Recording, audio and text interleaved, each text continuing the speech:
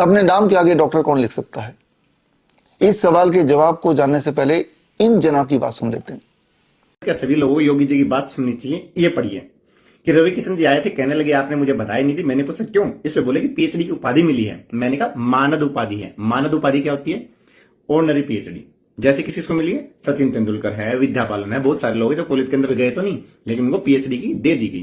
ठीक है, आगे कहते हैं, फिर कहने लगे प्रोफेसर लिखूंगा। मैंने कहा प्रोफेसर लिख नहीं सकते। योगी जी बिल्कुल सही कह रहे हैं, वो प्रोफेसर नहीं लिख सकते, जिस तरह से ये डॉक्टर भी नहीं लिख सकते। ऑनरी पीएचडी किया हुआ बंदा अपने नाम के आगे डॉक्टर नहीं लिख सकता। बोलने में बोल सकता है। ये डिग्री कहीं लेकर जाएंगे तो आपके नाम की कहीं नौकरी भी नहीं मिलेगी। ये भी सच है कि ऑनरी पीएचडी में जो बंदा डॉक्टर या डॉक्टरेट कहता है अपने आप को, उनको कहीं भी नौकरी नहीं मिल सकती और ट्रीटमेंट भी नहीं कर सकते और अपने आप को डॉक्टर भी नहीं लिख सकते।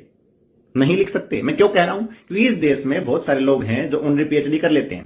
पहले बड़े बड़े लोगों को मिलती थी, आजकल 2-2 लाख में मिल जाती है। किसी को चाहिए, देखो 12th पास हो, मैं दिलवाऊंगा उसको डिग्री। बहुत ही आसान बात है। किसमें चाहिए? डायबिटीज में चाहिए, बीपी में चाहिए, शुगर में चाहिए, थायराइड में चाहिए, कैंसर में चाहिए। समझ गए? हैं ऐसे भी आपके सामने नाम आएगा, डॉक्टर दिस एक्सपर्ट, वो ज्ञान दे रहे हैं। सरकार की अभी नाकामी है कि सरकार इन पे कंट्रोल नहीं कर पा रही। वरना ऑनरी पीएचडी किया हुआ बंदा आपको मेडिकल की सलाह नहीं दे सकता, नाम के आगे डॉक्टर नहीं लगा सकता। ये बात सच है।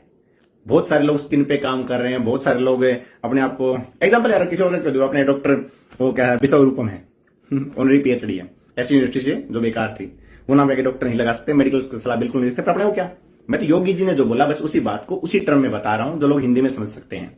इसके आगे जय हिंद जय भारत, सभी ऑनरी पीएचडी करो, मजे लो, लोगों के स्वास्थ्य से खेलो, अपने वो क्या। जय श्री राम। आपने इन जनाब को सुना, जबकि सच्चाई इसके ठीक विपरीत है। आज से करीब 200-250 साल पहले डॉक्टर DR रिजर्व रहता था सिर्फ और सिर्फ उनके लिए जो रिसर्च स्कॉलर होते थे, जो PhD होल्डर होते थे। लेकिन कुछ मेडिकल कॉलेज में एक नया कल्चर आया, एक दूसरे को डॉक्टर डॉक्टर बोल के संबोधित करने लगे, खास तौर पे ये बताने के लिए तुम तो बहुत ज्यादा पढ़ाकू हो, रिसर्च करना है क्या। तो और कल्चर ऐसा होता गया कि यूनिवर्सली हमारे दिमाग में घुस गया कि फिजिशियन का मतलब डॉक्टर है और डॉक्टर है तो वो DRP लिख सकता है। जबकि आज भी इस दुनिया में कई सारे देश हैं जहां पे फिजिशियन, इनकी तरह फिजिशियन अपने नाम के आगे डॉक्टर नहीं लिख सकते। अगर डॉक्टर वही लिख सकता है जो ऑलरेडी डॉक्टरेट हो या PhD होल्डर्स हो। इन देशों के नाम ले लेता हूं, जर्मनी, ऑस्ट्रिया, स्विट्जरलैंड, डेनमार्क, ये कुछ एक देश हैं जहां पे MBBS MD के आधार पर अपने नाम के आगे डॉक्टर तो छोड़िए, बल्कि पूरे दुनिया में इस तरह के जनाब जिन्होंने भारत से MBBS MD किया है, वो किसी और देश में जाके प्रैक्टिस तक नहीं कर सकते। 2-4 देश को छोड़ के, जैसे भूटान है, मालदीव है, म्यांमार है, यहां तो कर सकते हैं, लेकिन इसके अलावा अधिकतर देशों में जाके प्रैक्टिस भी नहीं कर सकते। डॉक्टर लिखने की बात तो छोड़ ही दीजिए। अब जरा मैं अपनी बात कर लेता हूं। जो लोग PhD होल्डर होते हैं, ऑनरी PhD होल्डर होते हैं या नेचुरोपैथी से जुड़े होते हैं, उनके ऊपर किसी भी तरह का कोई भी रिस्ट्रिक्शन नहीं है। वो दुनिया में कहीं भी जाके अपना काम शुरू कर सकते हैं। मैं प्रूफ के साथ बताता हूं। भारत से शुरू करते हैं। आप देख रहे हैं स्क्रीन पे जो वो कोरोना काल था, कोरोना का ढोंग था, उस वक्त पूरे देश का जो सबसे बड़ा प्राइवेट कोविड सेंटर या फ्लू सेंटर था, आप यहाँ पे स्क्रीन पे देख रहे हैं, वो हमने स्टार्ट किया था। उस वक्त के MLA, आज के MP नीलेश लंके जी के मदद से। और आप अभी स्क्रीन पे देख रहे हैं ये नेपाल सरकार का ये पत्र है और नेपाल में जाके भी हमने काम किया। और अब ये देखिए, ये वियतनाम से मिला हुआ ये उपलब्धि है। और अब जो आप स्क्रीन पे देख रहे हैं ये मलेशिया गवर्नमेंट का ये एक्रेडिशन लेटर है या सर्टिफिकेट है। इसका मतलब ये हुआ कि अगर मैं मलेशिया जाके काम करता हूं, वहां के जो नागरिक उनको अगर यही सारी बातें, DIP diet, hot water immersion, ग्रैट system, circadian rhythm, 0 volt therapy, यही सारा कुछ जो मैं आपको बताता आया हूं, अगर मैं उनको सिखाऊंगा उनके देश में जाके, तो वहां की सरकार फीस मुझे देगी। वहां के सिटीजन के एवज में वो सरकार फीस मुझे देगी, उनको वहां के सिटीजन को फीस देने की आवश्यकता नहीं है। यानी कि वहां पे जाके प्रैक्टिस कर सकते हैं। और आप उसके आगे ये आप पत्र देखिए, ये पत्र भी रिसेंटली जापान से आया है और मैं अगले महीने जापान जा रहा हूं, वहां का ऑफिशियल इन्विटेशन है। तो अलग अलग देश जाके मैं तो अपना काम करते रहता हूं। कुछ उदाहरण मैंने आपको दे दिए। अब दोबारा से चलते हैं, इन्हीं जनाब की बात कर लेते हैं। इन्होंने ये ऐसा दिखाया या बताया या इस तरह का इनका रुआब है कि बहुत बड़ी पढ़ाई कर ली है और एक ऐसी पढ़ाई जो बहुत थोड़े से लोग ही प्रिविलेज लोग ही करते हैं, तो वो बाकियों से अलग है। अगर तो बाकियों से अलग है, अगर आपको अपनी पढ़ाई पे इतना ज्यादा कॉन्फिडेंस है, तो आप हमारे साथ एक चैलेंज में आ जाइए। चैलेंज आपको पता है कुछ महीनों से बल्कि कुछ सालों से मैं देता आया हूं। एक बार फिर से वो चैलेंज दोहरा देता हूं। स्क्रीन पे ये 7 चैलेंज देख रहे हैं। इनमें से पहला चैलेंज तो एक बार मैं बता ही सकता हूं एक बार फिर से, कि दुनिया में ऐसी कोई एलोपैथी की दवाई नहीं जिससे कोई भी एक बीमारी 100% छोड़िए 1% भी ठीक हो जाए। अगर मेरी इस बात को कोई गलत साबित कर देगा इस तरह के डॉक्टर्स, तो मैं उनको 10 लाख रुपए दे दूंगा। ये चैलेंज मैंने पहले भी रखा था और ये चैलेंज अभी भी जारी है। और इसी तरह के 6 और चैलेंज आप देख ही रहे हैं स्क्रीन पे। स्क्रीन को पॉज करके ये सारे चैलेंज आप पढ़ ही सकते हैं। और इनमें से कोई भी एलोपैथी डॉक्टर्स अगर किसी भी एक मेरे चैलेंज को गलत साबित कर दे, तो हर एक गलती पे मैं 10 लाख रुपए दे दूंगा। कुल रकम 70 लाख की है। 7 मार्च को ये चैलेंज हमने एलटीजी ऑडिटोरियम रखा था। तब भी मैंने आह्वान किया था कि जो एलोपैथिक डॉक्टर्स हैं वो इन चैलेंज को स्वीकार करें। अभी तक तो किसी ने किया नहीं। फिर मैं 12 मई को दोबारा से इस चैलेंज की घोषणा कर रहा हूं। 12 मई 12 बजे मेरे ऑफिस में, IMT Faridabad, sector 68, plot number 413A, यहां पे आपका स्वागत है। 12 बजे आइए और लाइव डिबेट कीजिए। सामने 100 कैमरे होंगे, उनमें से 25 कैमरे तो लाइव होंगे सोशल मीडिया में, चाहे वो फेसबुक हो या यूट्यूब हो। और ये जो चैलेंज है 7 चैलेंज, इसके अगेंस्ट अगर आपके पास कोई सबूत है तो वो सबूत आप दिखाइए और मैं भी देखूंगा, दुनिया भी देखेगी। और हमेशा के लिए आपका जो एक मुहिम है मेरे अगेंस्ट, ये खुलासा करना या एक्सपोज करना, वो आपके लिए हो जाएगा और दुनिया देख लेगी कौन सच है कौन झूठ है। तो ये आपके लिए बहुत बड़ा मौका है, ये साबित करने के लिए, ये सिद्ध करने के लिए कि आप कितने विद्वान हैं, और ये साबित करने के लिए कि मैं जो भी बोल रहा हूं वो गुमराह कर रहा हूं या करता था या करता हूं। तो ये चैलेंज में कोई भी डॉक्टर अगर पार्टिसिपेट करना चाहते हैं तो फिजिकली आपका मैं स्वागत करता हूं। और स्क्रीन पे दिया हुआ जो ईमेल आईडी है bishrup@bishrup.com, यहाँ पे आप अपना डिटेल भर दीजिए, आपका नाम, आपका ईमेल आईडी, आपका फोन नंबर, ताकि हमें पता रहे कि आप आ रहे हैं। हम आपके स्वागत करेंगे और लाइव डिबेट होगा। जनता देखेगी, जनता डिसाइड करेगी कौन सही है कौन गलत है। अब इनके पास एक बहाना होगा कि हमारे पास इतना समय थोड़ा ना है कि भाई हम आएंगे आपसे डिबेट करेंगे। हाँ, समय नहीं है, लेकिन सिर्फ समय इस बात का है कि आपको मेरे वीडियोस देखने का समय है, वीडियो पे चिंतन करने का समय है, उसके अगेंस्ट वीडियो बनाने का समय है। जैसे आपने ये वीडियो बनाया, या इस तरह के और डॉक्टर्स जो लगातार वीडियो बनाते रहते हैं। लेकिन जब मैं बोलता हूं कि सामने आके डिबेट कीजिए, तो अब समय नहीं है। तो खैर, आपका काम मैं फिर आसान कर देता हूं, आपको आने की जरूरत नहीं है।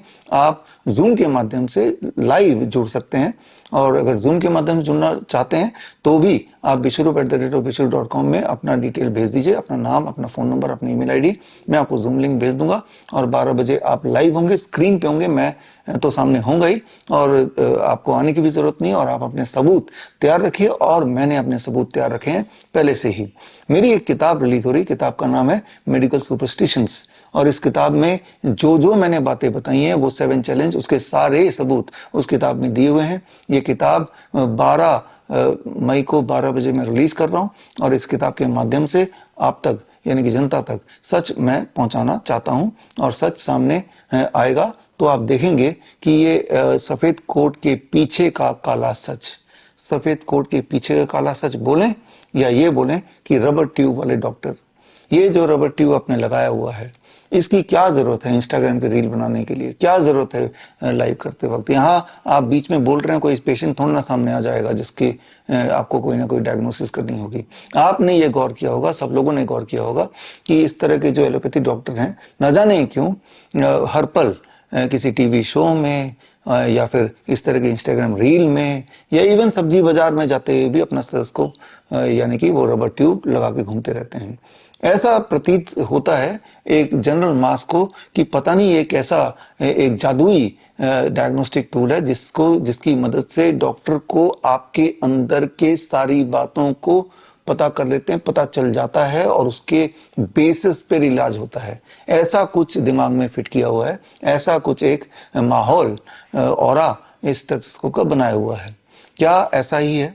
एक्चुअली स्टेथोस्कोप को आए इस दुनिया में करीब 210 साल हो गए हैं, यानी कि स्टेथोस्कोप के रेलेवेंट बहुत सारे ऑब्जर्वेशन स्टडीज, हजारों ऑब्जर्वेशन स्टडीज धरातल पे मौजूद हैं। वो ऑब्जर्वेशन स्टडी कभी आपने देखा है? मैंने देखा है।